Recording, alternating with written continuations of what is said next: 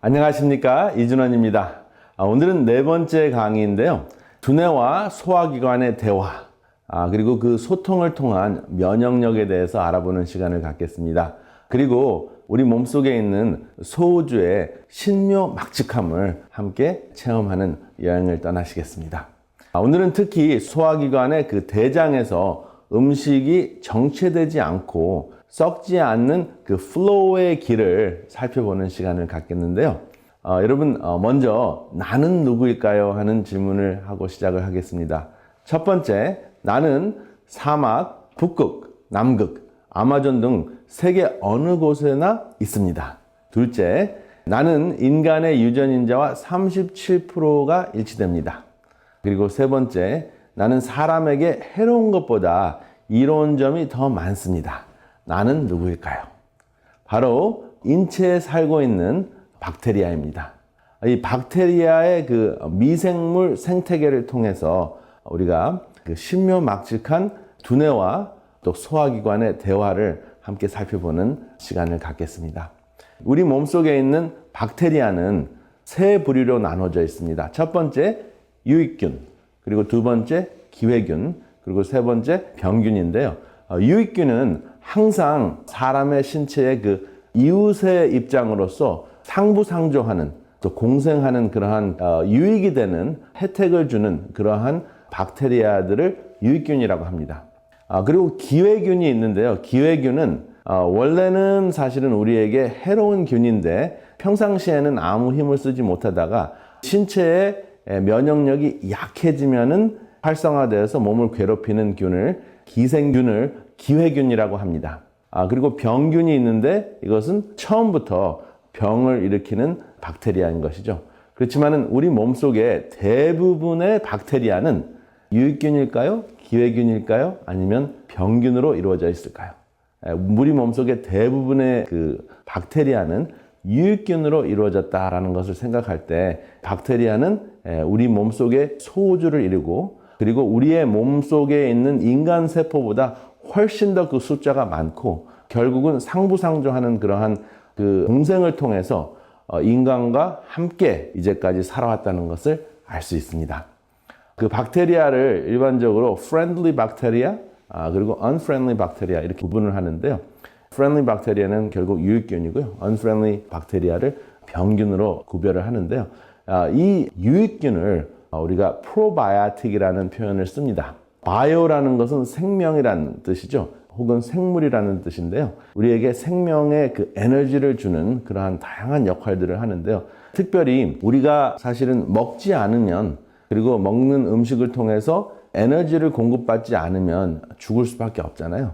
그런데 그 최전방에서 우리의 몸을 잘 살 수 있도록, 우리의 몸에 에너지 공급이 잘 이루어질 수 있도록 도와주는 역할을 하는 것이 바로 이 유익균의 역할입니다. 근데 유익균이 하는 그 첫 번째 기능이 그 장의 점막을 보호하는 역할을 합니다. 그래서 점막이 파괴가 되면 병균이 침입하기가 굉장히 쉬워지는데, 우리 몸속의 유익균은 몸에 병을 일으키는 병균이 침입하지 못하도록 보호장치를 쳐주는 역할을 합니다. 대단하지 않습니까? 그리고 우리 몸에 필요한 비타민도 생산을 합니다. 그리고 우리 몸이 지방질을 소화시킬 때 활용하는 담즙이 있는데, 그 담즙을 분해하고 또 잘 그 대사해서 배설할 수 있도록 소화시키는 그러한 역할도 유익균이 하고 있습니다. 그리고 다른 유익균이 잘 살 수 있도록 우리 장 속에 그 산도를 낮춰주는 역할을 합니다. 그 pH를 산도라고 하는데, 그 pH를 낮춤으로써 다른 유산균들이, 유익균들이 잘 살 수 있도록 환경을 만들어주는 역할을 합니다. 그래서 서로 상부상조하는 그 유익균의 모습을 봤을 때, 이것은 정말 서로 그 경쟁해서 이기는 자가 살아남는 구도가 아니라 상부상조하고 서로 돕는 구도구나 하는 것을 알 수가 있습니다. 그리고 오늘 특별히 말씀드리고자 하는 그 내용은 우리 소화기관에서 활성화되는 면역력을 말씀을 드리고 싶습니다. 일반적으로 면역체에는 그 림프절이나 림프구라고 생각을 하고요. 그 다음에 또 혈액 속에 있다고 생각을 하는데, 사실은 우리 몸속에 가장 그 큰 역할을 하는 면역체는 장 속에 있습니다. 그래서 과학자들은 장을 제2의 두뇌라고 부릅니다. 왜냐하면 장이 하는 일이 두뇌와 같이 굉장히 중요한 일을 하는데 대표적인 것이 바로 소화를 시키면서 우리에게 에너지를 공급하는 역할을 할 뿐만 아니라 면역력을 강화시키는 역할을 하기 때문에 그렇습니다. 그리고 그 유산균이 활성화되는 가장 중요한 영양소 중에 하나가 바로 짧은 사슬 지방산이라는 것인데요. 그 유산균은 짧은 사슬 지방산을 먹고 살고 또 짧은 사슬 지방산을 분비하면서 우리 몸에게 다양한 혜택을 준다 하는 것을 이제 기억하시면 그 유산균의 전반적인 기능을 이해하시는 데 큰 도움이 되십니다. 그러면 이 짧은 사슬 지방산이 무엇인가요? 말이 좀 길죠? 영어로도 short chain fatty acid라고 하는데 지방산이긴 지방산인데 그 사슬이 짧다 해서 그렇게 이름이 붙여졌습니다. 그 4가지 지방산이 있는데 첫 번째는 아세테이스라는 지방산이 있습니다. 근데 이 지방산은 참 신기해요. 이 지방산 자체가 그 식욕을 억제하는 역할을 하고 병균을 막아주는 역할을 합니다. 이 지방산을 섭취하는 건 굉장히 중요하겠죠.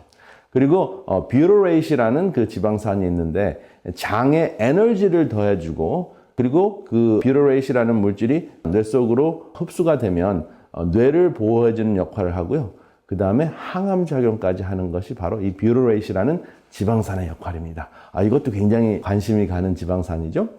그리고 세 번째 지방산은 프로피오넷이라는 지방산이 있는데 이것은 식욕을 조절해주는 역할을 합니다. 식욕이 지나치면 감소시켜주고 모자르면 부추겨 세워주는 조절하는 역할. 무조건 억제하거나 무조건 부추기는 것이 아니라 조절하는 것이다 라고 하는 기능을 봤을 때 이것도 굉장히 신기한 지방산입니다. 그리고 또 이 지방산의 굉장히 중요한 역할은 우리 몸속에 다양한 그 만성 질환을 일으키는 염증을 감소시킨다는 것입니다. 그리고 역시 항암 작용을 합니다. 프로피오네이트. 아주 신기한 그 짧은 사슬 지방산입니다. 그리고 젖산, 이것은 많은 사람들이 또 여러분들도 이제 상식적으로 알고 있는 락틱 애시드, 젖산이라고 하는 것인데요. 이것도 역시 식욕 조절을 하고 면역력을 강화시키고 그리고 기회균을 막아주는 역할을 합니다.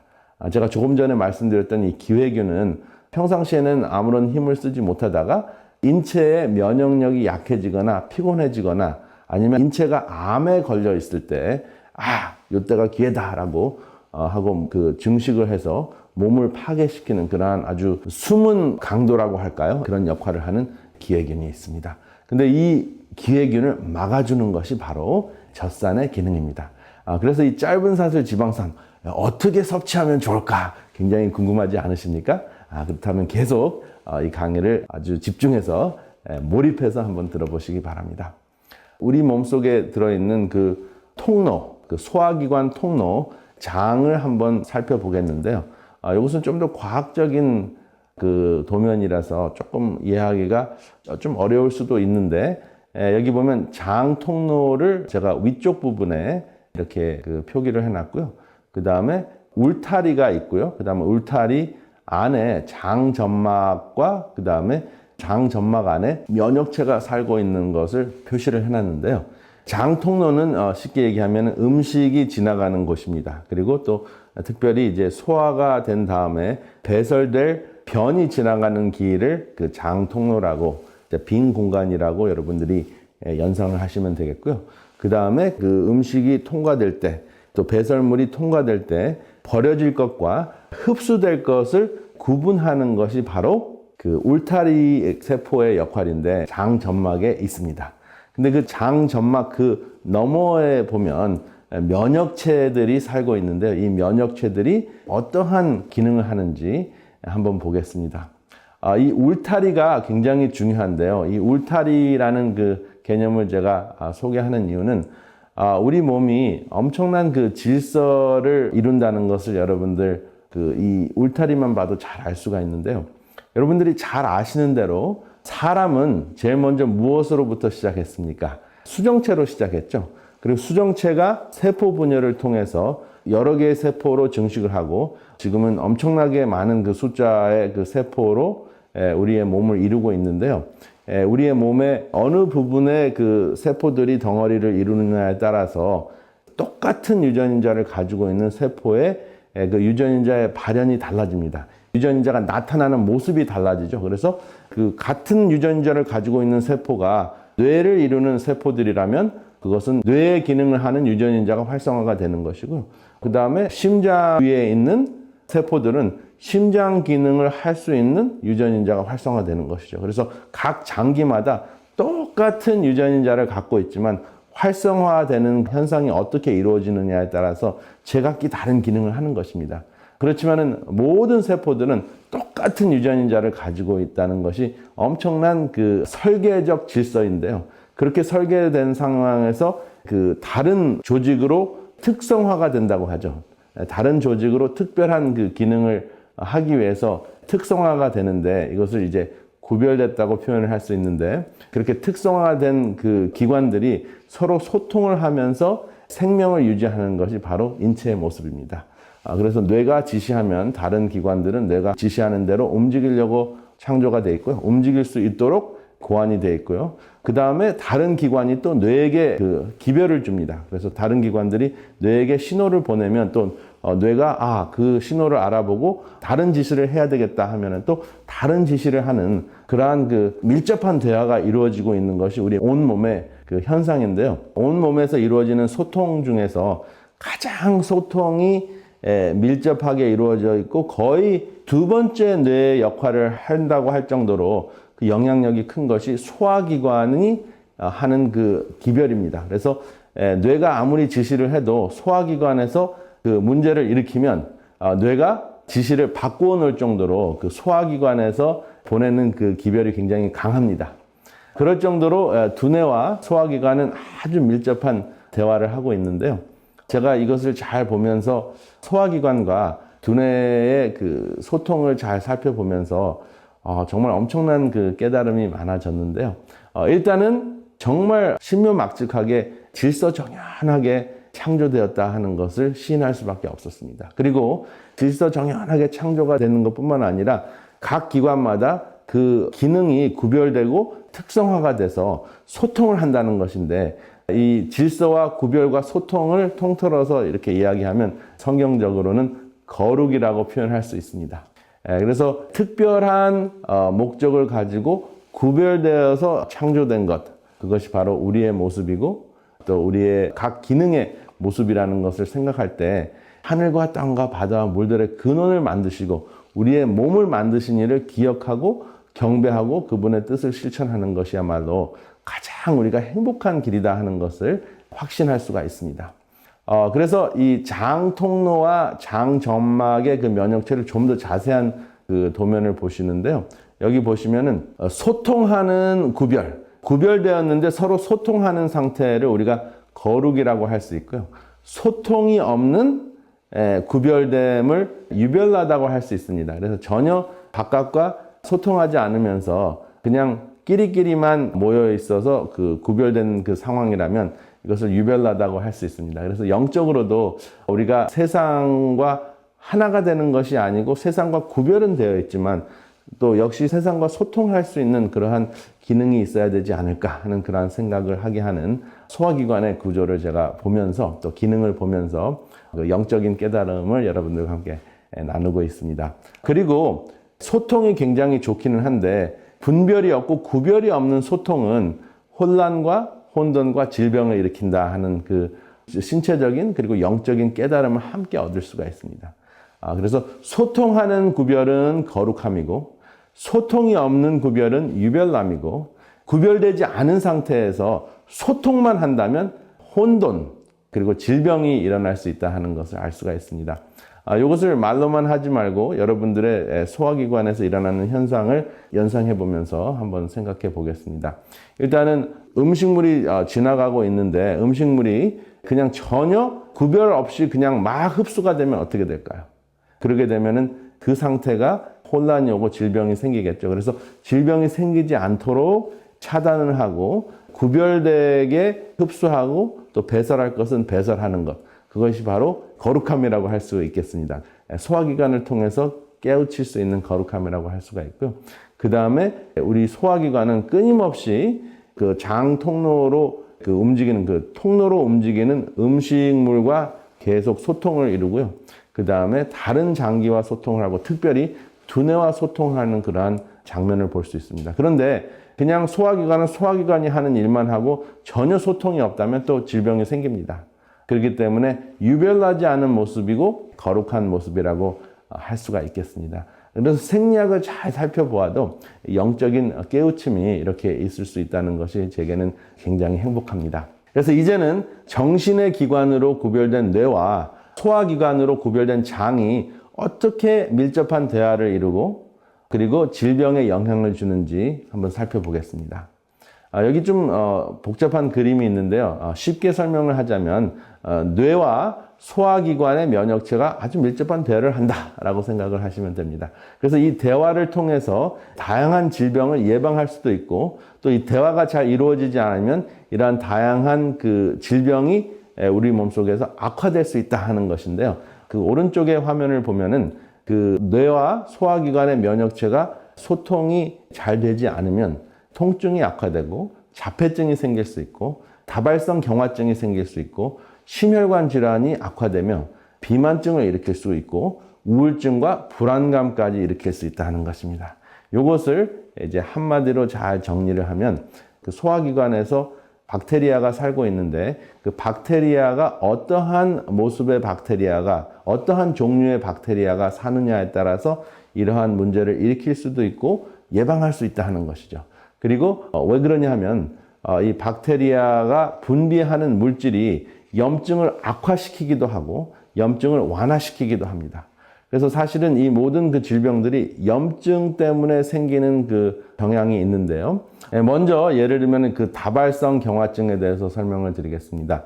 다발성 경화증은 자가 면역의 일종인데 우리 몸속의 면역체가 스스로를 공격하는 것인데 이 경우에는 신경계를 공격한다는 것입니다. 신경계에 특별히 전깃줄과 같은 그 두뇌세포의 구조를 공격하는데 우리 몸속에 있는 박테리아의 그 구성이 유익균보다는 그 병균이 더 많이 생겼을 때, 염증을 일으키는 그 병균이 더 많이 있을 때 자가면역증 현상이 일어날 가능성이 더 높아집니다. 그래서 염증만 제거를 해야 되는데 신경계를 그 스스로 공격하는, 신경계인 그 자신을 공격하는 그러한 자가면역증 현상이 일어나는 것이죠.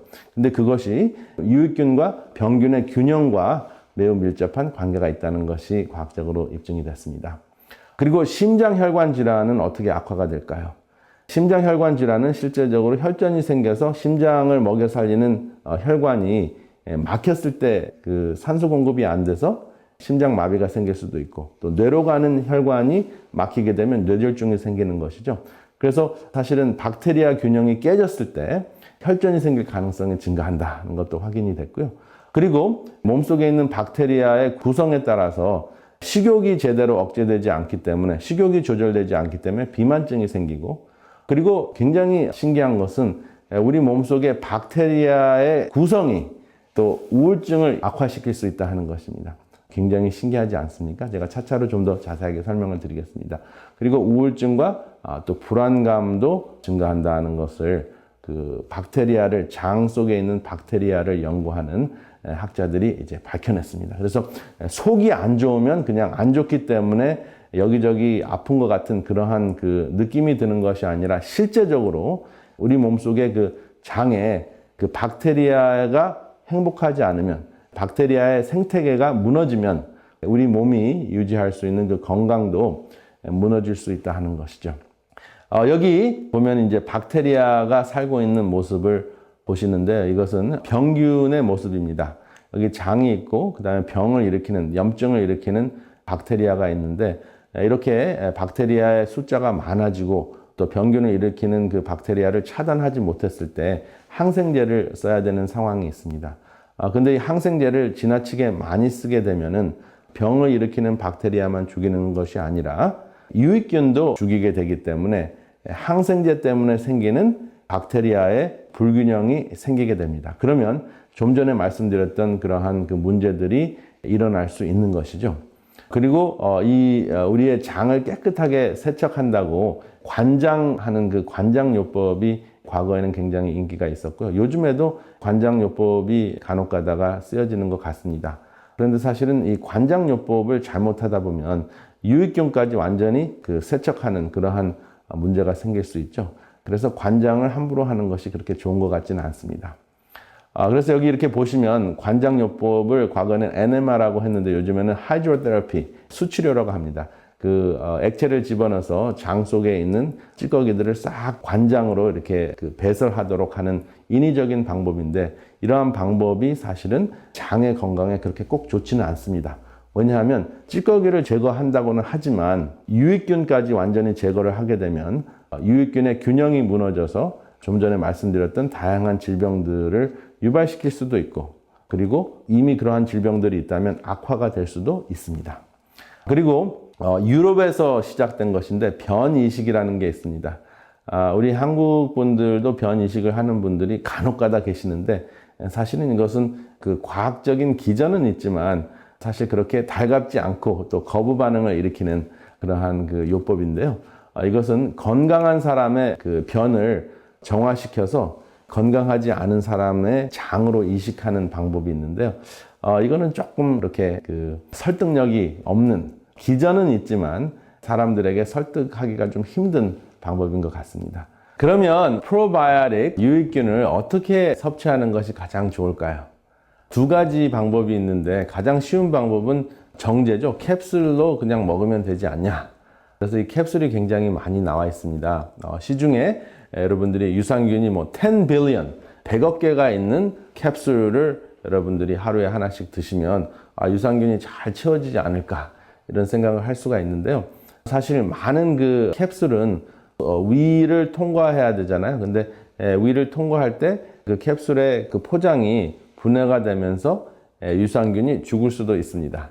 그렇기 때문에 100억 개가 들어있다고 해서 유산균이 100% 활성화되는지 안 되는지 사실은 알 수가 없지만, 어떠한 포장이 잘 돼 있는 캡슐들은 위를 통과할 때 크게 파괴되지 않으면서 장에 유산균을 보급하는 그러한 캡슐도 확실히 있습니다. 그래서 그것을 잘 한번 살펴보시고 또 한번 드셔보시면 소화 기능이 훨씬 더 편안하다는 걸 알 수가 있습니다. 그리고 대부분의 학술적인 논문은 캡슐로 섭취된 것으로 되어 있고요. 그 다음에 이제 캡슐로 섭취하는 유산균과 음식을 통해서 섭취하는 프리바이오틱이 또 유산균을 증가시키는데 두 가지를 비교한 그러한 연구 자료들은 꽤 많이 있습니다. 그래서 그것들을 요약해서 여러분들에게 말씀을 드리려고 하는데요. 결론적으로 이야기를 하자면 결국은 캡슐로 드시는 유산균보다 음식을 통해서 유산균을 먹여 살리는 프리바이오틱을 섭취하는 것이 훨씬 좋다 하는 것이 결론입니다. 그러면 어떠한 음식을 어떻게 섭취하는 것이 좋을까 한번 살펴보겠습니다. 먼저 여기 프로바이오틱이라는 캡슐이 나와 있는데요. 프로바이오틱 캡슐에 여러분들이 엄청난 재정을 투자하시지 마시고 프로바이오틱 푸드에다가 여러분들의 재정을 투자하시는 것이 훨씬 더 좋을 것 같습니다. 그래서 유산균이 있는 음식도 있고요. 유산균의 증식을 도와주는 음식들이 있는데, 일반적으로 녹황색 채소는 유산균도 있고 유산균도 채소에 묻어 있고, 그리고 유산균을 먹여 살리는 유산균의 음식도 들어 있습니다. 유산균을 먹여 살리는 음식이 뭘까요? 제가 강의 첫 번째 부분에서 말씀드렸던 short chain fatty acid, 짧은 사슬 지방산, 그것을 여러분들이 섭취하시게 되면, 짧은 사슬 지방산이 있는 음식을 섭취하시게 되면 우리 몸속에 있는 좋은 유익균들이 잘 활성화될 수 있다 하는 것이죠. 그래서 여기 보면은 대표적인 것, 사과 있고요, 아보카도 있고, 치아씨드가 있고, 그 다음에 애플 사이더 비니거와 같은 것이 있고, 그리고 리피 그린이라고 되어 있는데 잎새가 많은 채소들, 녹황색 채소들, 그 다음 플렉시드, 아마씨, 이러한 것들이 제가 여러분들에게 늘 말씀드렸던 무지갯빛 색깔을 띠는 채소와 과일들인데, 이러한 무지갯빛 색깔을 띠는 음식들이 바로 유익균의 숫자를 증식시키고 유익균의 균형을 잘 이루는 음식입니다. 그리고 이제 여러분들이 잘 아시는 발효된 음식들이 있습니다. 그래서 다양한 발효된 음식이 이미 발효됐다는 자체가 박테리아가 있다는 것이죠. 그래서 여기 보면 OEG 발효된 음식입니다. 요구르트 그렇습니다. 김치, 그리고 독일의 sauerkraut, 쟤는 이제 무지라고 했는데 우리 한국 분도 무지를 만들죠. 그리고 비트지, 비트를 발효시킨 음식도 있고요. 사과 식초. 대표적으로 이 6가지가 프리바이오틱이라는 그 음식도 되고요. 박테리아를, 유산균을 먹여 살리는 음식도 되고, 프로바이오틱이라는 그 박테리아가 들어있는 음식도 되기 때문에 이러한 것을 굉장히 선호하는 경향이 있습니다. 그런데 여러분들이 잘 아시는 대로 이 전 세계적인 유익균을 우리에게 보급하는 음식 중에서 가장 훌륭한 것이 김치로 꼽혔죠. 그런데 이제 같은 김치라고 하더라도, 같은 발효된 음식이라고 하더라도 소금의 양이 지나치게 많으면 그 소금 때문에 생기는 문제가 생길 수가 있잖아요. 그래서 이제 소금에 대해서 잠깐 여러분들에게 말씀을 드리려고 하는데, 소금이 지나치게 많이 섭취가 되면 우리의 면역력이 약해집니다. 그래서 면역력을 강화시키기 위해서 이 유익균의 균형을 이루려고 하는데, 면역력이 약해질 수 있는 소금이 지나치게 많이 함유되어 있다면 그러면 또 문제가 될 수가 있죠. 그래서 국제보건기구에서 추천하는 하루에 여러분들이 섭취할 수 있는 소금의 양이 약 5g 정도 됩니다. 5g 하면은 나트륨, 그 염분, 짠맛을 주는 그 나트륨의 양은 2g이 되는데 2000mg이 됩니다. 그래서 예를 들어서 여러분들이 된장찌개를 드셨다 했을 경우에 2000mg, 2g을 초과하는 나트륨을 섭취하게 됩니다. 그래서 그 된장찌개 자체는 무엇이 들어있어요?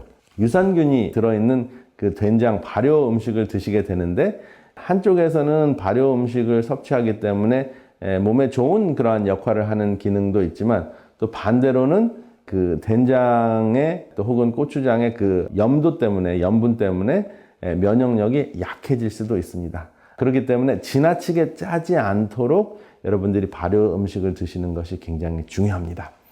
그리고 여기 장의 모습이 나와 있는데요. 그 제가 늘 말씀드리는 빨주노초 파남보 색깔의 그 음식을 즐겨 드시게 되면 자연스럽게 유산균도 섭취하게 되고, 유산균을 먹여 살리는 프리바이오틱 중에서 대표적인 것이 바로 그 유산균을 먹여 살리는 영양분 중에서 대표적인 것이 제가 이미 말씀드렸던 짧은 사슬 지방산이죠. short chain fatty acid라는 것인데, 이러한 그 음식들을 섭취했을 때 우리의 몸의 소화기관만 건강한 것이 아니라 우리 몸의 전체가 건강해진다는 것을 확인하고 있는데요. 특별히 우리의 뇌가 건강해진다는 것입니다. 여기 보면 뇌 사진이 있고, 그 다음에 그 소화기관의 그 점막의 사진이 있는데요. 뇌와 소화기관의 점막이 유산균을 통해서 아주 밀접한 대화를 하고 있다 하는 것, 여러분 이걸 보시면 참 신기하지 않습니까? 박테리아하고 대화할 수 있는 두뇌를 우리가 가지고 있다는 것입니다. 무의식 속에서 박테리아가 우리에게 메시지를 주고, 또 두뇌가 박테리아하고 대화를 하는 것을 통해서 우리 소화기관이라는 소우주가 그 생태계를 이루고, 그리고 우리의 몸의 건강을 항상 지키려고 노력하는 이러한 모습으로 우리가 만들어졌다 하는 것입니다. 이것이 우연의 일치로 가능할까요? 수억 년의 시간이 지난다고 하더라도 이러한 그 뇌와 장의 대화, 그리고 식이섬유질을 통해서 유산균이 우리의 몸의 건강을 도모한다는 것, 정말 그냥 이거를 먹으면 내 몸에 좋다라고 끝나는 것이 아니라, 정말 신기하다, 뭔가 이 모든 것을 디자인하신 창조주가 있구나 하는 것을 깨닫게 하는 대목입니다. 짧은 사슬 지방산, 어떠한 역할을 할까요?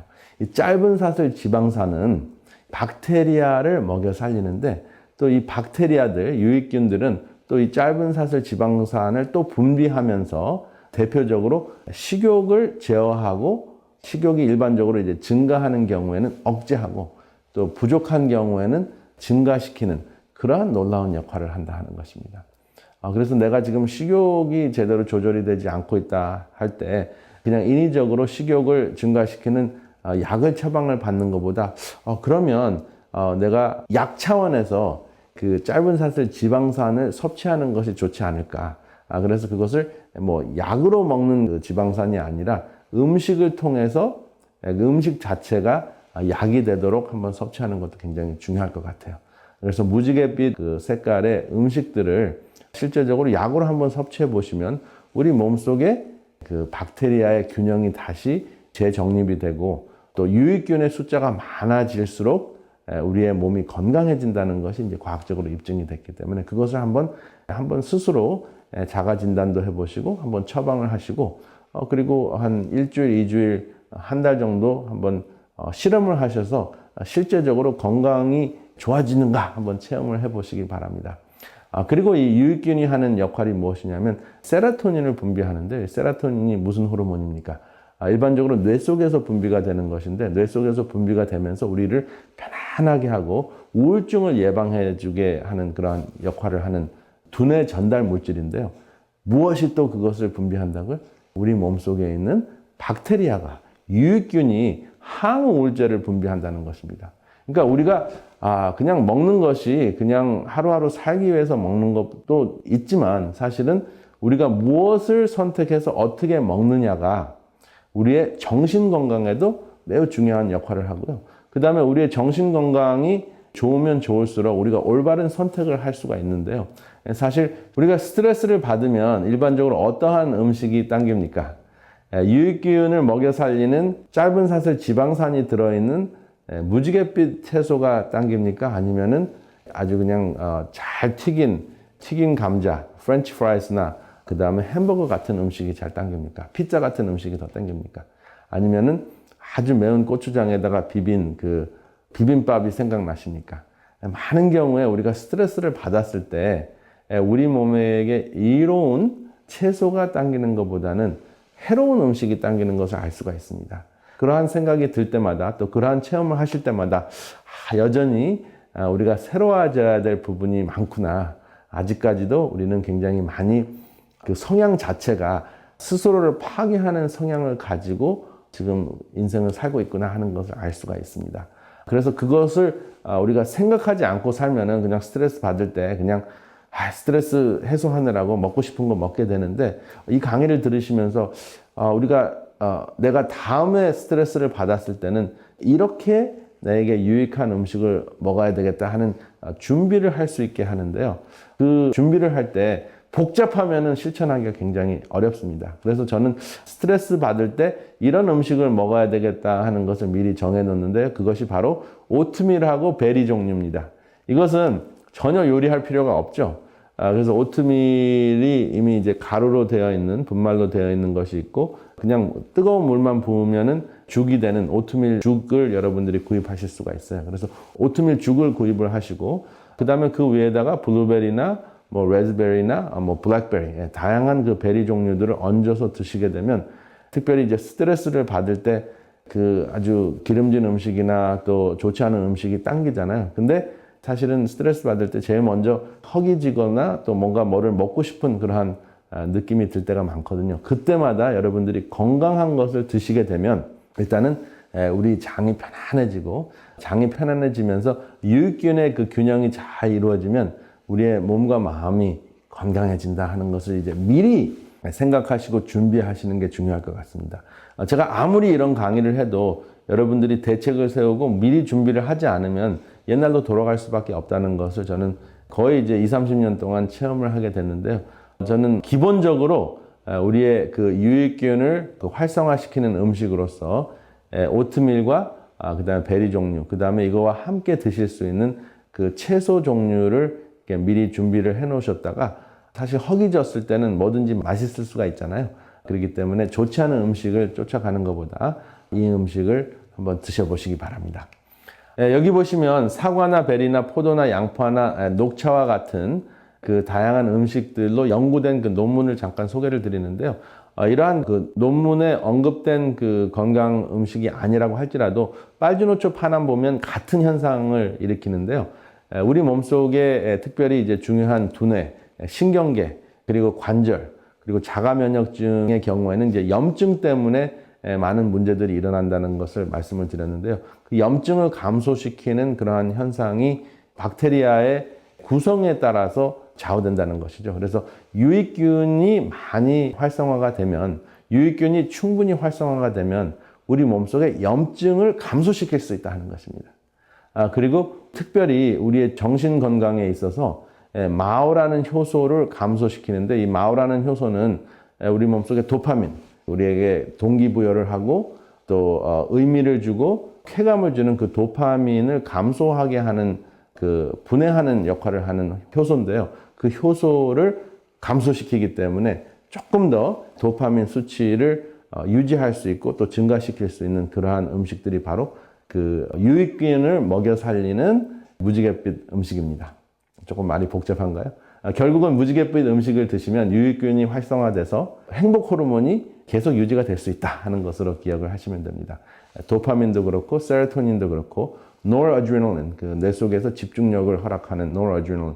그래서 제가 몰입에서 언급했던 모든 그 호르몬들이 어떠한 유익균을 섭취했느냐에 따라서 그 행복 호르몬이 감소가 될 수 있고 증가될 수 있다 하는 것 굉장히 놀라운 것 같습니다. 그래서 저는 그 제가 항상 접할 수 있는 그 유익균을 먹여 살리는 음식 항상 준비합니다. 여러분들은 어떻게 준비하실지 한번 미리 한번 염두에 두셨다가 손쉽게 그 섭취하실 수 있도록 준비하시는 것이 아주 중요합니다. 그렇지 않으면 그냥 강의에서 끝나는 거죠. 그래서 여기 보면은 이 섬유질을 섭취한 후에 빨주노초파남보의 그 무지갯빛깔의 음식, 그 음식을 통해서 그 섬유질을 섭취하면은 짧은 사슬 지방산, short chain fatty acid를 섭취하게 되는데 하루 만에 유산균의 구성이 변화될 수 있다 하는 그 논문이 발표가 돼서 굉장히 고무적입니다. 그래서 하루만 지나도 좋지 않은 유산균이 많았다가도 좋은 유산균으로 바뀌는데 여기 보면 퍼센티지가 좋지 않은 유산균의 퍼센티지가 12%까지 됐다가도 3%로 감소되고 3%가 됐던 것은 0.3%로 감소가 되면서 현저하게 좋은 유산균을 더 많이 증가시킬 수 있다 하는 것입니다. 근데 그것이 하루면 된다는 것입니다. 그래서 제가 이 그 생리학적인 현상을 보면서 생각나는 성경 말씀이 있는데요. 고린도후서 4장 16절에 보면 그러므로 우리가 낙심하지 아니하노니 겉사람은 후패하나 우리의 속은 날로 새롭도다. 그래서 날로 새로운 것이 정신적인 또 신앙적인 그러한 것뿐만 아니라 우리의 소화기관의 유산균의 구성도 날로 새로워질 수 있다는 것입니다. 그래서 유익균의 그 생리학을 살펴보면 성경 말씀에 나온 이 그 날로 새로워진다는 것이 정신적인 또 영적인 신앙적인 부분이 아주 밀접하게 관련되어 있다는 것을 알 수가 있습니다. 그래서 신앙 따로 식생활 따로가 아니라 우리의 식생활이 우리의 신앙생활을 지배할 수 있는 그 기전을 발견하게 된 것이죠. 그리고 오늘은 소화기관의 그 기능을 생각하면서 특히 음식의 흡수와 배설을 생각하면서 구속생리학을 한번 살펴볼 수 있게 되었습니다. 제게는 큰 깨달음이었는데요. 여러분들과 제가 늘 체험하는 것이지만 이것을 영적으로 이해하면 굉장히 생생하게 이해할 수 있게 됩니다. 첫 번째 제가 깨달은 것은 음식은 흡수가 되고 배설이 된다 하는 것입니다. 아주 단순한 것인데요. 구속의 법칙과 동일한 것 같아요. 그래서 흡수되는 것과 배설될 것이 이미 그 생리학적인 법칙에 의해서 정해져 있습니다. 그런 것과 같이 구속의 법칙은 하나님께서 예정해 놓으신 것입니다. 그래서 구속의 법칙에 따라서 구원받을 자, 또 구원받지 못할 자가 구별이 되는 것입니다. 근데 그 구별되는 그 부분이 소화기관에 있어서는 그 울타리라고 말씀을 드렸는데 그 울타리가 바로 점막인데요. 그 소화기관의 그 장의 점막을 보면 버리는 것과 취할 것을 정리하는, 그 구별하는 것이 바로 그 점막세포가 하는 일인데요. 그 점막세포가 통과시키면은 몸속으로 들어갈 수 있고 통과시키지 않으면은 대변으로 배설되는 것이죠. 그러면 여러분 대변과 소변의 차이가 무엇인지 혹시 생각해 보신 적 있습니까? 너무나 당연한 질문을 하죠.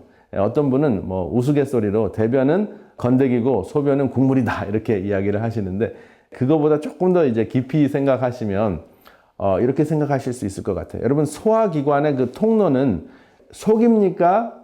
아니면은 바깥입니까?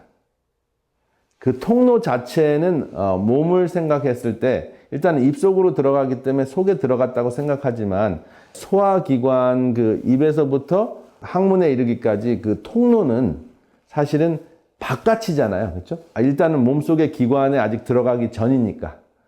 그래서 그 바깥인데 이제 통하는 그 통로인데 통로에서 어떠한 그 현상이 일어나느냐에 따라서 그 음식물이 흡수가 될 수도 있고 버려질 수가 있는데, 대변인 경우에는 그 들어가 보지도 못하고 쫓겨나는 것이 대변이고요. 소변은 들어갔는 줄 알았는데 쫓겨나는 것입니다. 혈액 속에 돌아다니면서 몸의 일부가 되고 영양분이 되는 줄 알았는데 콩팥을 통해서 쫓겨나는 것이 바로 소변인데, 이 소변의 그 모습을 사도 바울은 다음과 같이 표현을 했습니다. 고린도전서 9장 27절에 내가 내 몸을 쳐 복종하게 함은 내가 남에게 전파한 후에 자신이 도리어 버림을 당할까 두려워함이로다. 여러분이 내가 사도 바울과 같이 정말 열정적으로 신앙생활을 하신 분이 어디 있겠습니까? 근데 이러한 분도 전파한 후에 버림을 당할까 두려워한다고 이야기를 했는데, 그러면 어떠한 모습이 될까봐 두려워한다는 것입니까? 바로 소변의 모습이 될까봐 두려워한다고 말씀을 하는 것입니다. 그래서 한 번 몸속으로 들어왔다고, 한 번 구원받으면 영원히 구원받는 것이 아니다 하는 것이 생략적으로도 우리가 확인할 수 있고, 그리고 사도 바울은 이미 2000년 전에 이 이야기를 하셨습니다. 그래서 우리가 배우는 우리가 접하는 일상생활, 그리고 이러한 그 건강 법칙들, 이러한 것들을 생각하면서 영적인 원칙들을 깨달을 수 있다면은 우리의 신앙생활이 정말 풍요롭고 우리의 생활 습관과 아주 밀접한 관계가 있다는 것을 깨달을 수 있을 것 같습니다. 저는 이렇게 깨달을 때마다 굉장히 신앙생활이 행복한데요. 여러분들은 어떠십니까? 그리고 이렇게 구원받은 자들은 다음과 같은 모습을 하는데요. 그 사도 바울이 굉장히 생리학적인 그 예를 들었잖아요. 그리스도는 머리고 교회는 몸이라고 이렇게 이야기를 했습니다. 그래서 고린도전서 1장 17절과 18절에 보면 또한 그가 만물보다 먼저 계시고 만물이 그 안에 함께 섰느니라. 그는 몸인 교회의 머리라. 그가 근본이요 죽은 자들 가운데서 먼저 나신 자니 이는 친히 만물의 으뜸이 되려 하시며. 그래서 예수님에 대해서 말씀을 하시면서 예수님은 그 몸인 교회 신앙 공동체의 머리라고 이야기를 했습니다. 그래서 우리의 몸은 두뇌의 그 기능을 잘 따르는 것이 굉장히 중요한데, 오늘 배운 그 생리학을 통해서 알게 되는 것은 머리가 일방적으로 몸을 지배하는 것이 아니라 우리의 그 소화기관의 상태에 따라서, 유익균의 상태에 따라서 우리의 그 정신 그 세계에게도 영향을 미칠 수 있다는 것을 확인을 했습니다. 그런데 신앙생활을 할 때 현실적으로 그리스도께서 우리의 머리를 운전하시는 분으로 우리가 선택을 했더라도 우리의 생활에 따라서, 우리의 신앙의 모습에 따라서 예수 그리스도가 운전하지 못하게 예수님께서 운전하시는 것을 방해하는 그러한 생활 습관이 있다는 것을 확실히 알 수 있습니다. 그래서 아무쪼록 이러한 단순한 그 소화기관의 생리학을 통해서 우리가 우리의 신앙생활을, 우리의 신앙의 모습을 살펴보는 그러한 기회가 됐으면 합니다. 어떠한 선택을 하느냐가 그리스도께서 운전을 하느냐 아니면 사단이 우리를 운전하느냐가 결정이 될 수 있다는 것이죠.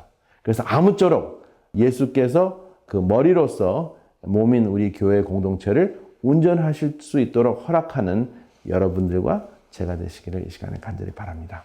감사합니다.